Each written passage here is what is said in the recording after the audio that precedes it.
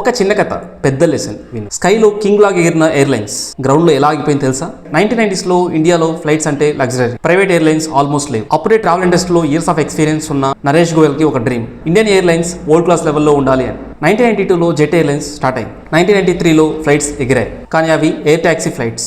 Air taxi flights అంటే fixed timings ఉండదు, request వచ్చినప్పుడు ఫ్లై చేసే ఫ్లైట్స్. అది స్మాల్ స్కేల్ లిమిటెడ్ రూట్స్ ఉండేవి, experiment phase.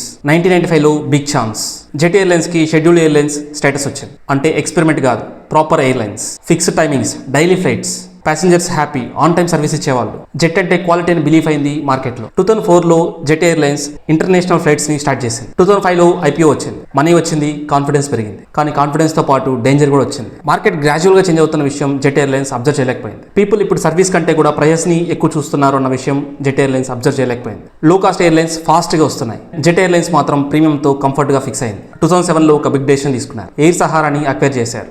Idea simple, market ని రూల్ చేయాలి అని. రియాలిటీ కాస్ట్ డబుల్ అయింది. 2 ఎయిర్లైన్స్ 2 సిస్టమ్, డైలీ కన్ఫ్యూషన్. చాలా రూట్స్ లో సీట్స్ ఫుల్ అయ్యేవి కావు. ఫ్యూయల్ ప్రైస్ పెరిగిన రోజు ఆటోమేటిక్ గా లాసెస్, లోన్స్ సైలెంట్ గా అక్యుములేట్ అయింది. 2013లో ఎతిహాడ్ ఇన్వెస్ట్ చేసింది, హోప్ వచ్చింది. కానీ ప్రాబ్లం ఆల్రెడీ డీప్ గా ఉంది. 2019కి మనీ లేదు, ఫ్యూయల్ బిల్స్ పే చేయలేకపోయారు, ఫ్లైట్స్ ఆగిపోయాయి, ఎంప్లాయీస్ జాబ్ లాసెస్ అయ్యారు. 17th ఏప్రిల్ 2019 జెట్ ఎయిర్లైన్స్ గ్రౌండ్లోనే ఆగిపోయింది. 2024లో కోర్టు జెట్ ఎయిర్లైన్స్ ని లిక్విడేట్ చేయాలని ఆర్డర్ ఇచ్చింది. గ్రోత్ స్పీడ్ కన్నా కంట్రోల్ ఇంపార్టెంట్. డిసిప్లిన్ లేకపోతే స్కైలో ఉన్న బ్రాండ్ కూడా గ్రౌండ్ కావాల్సిందే.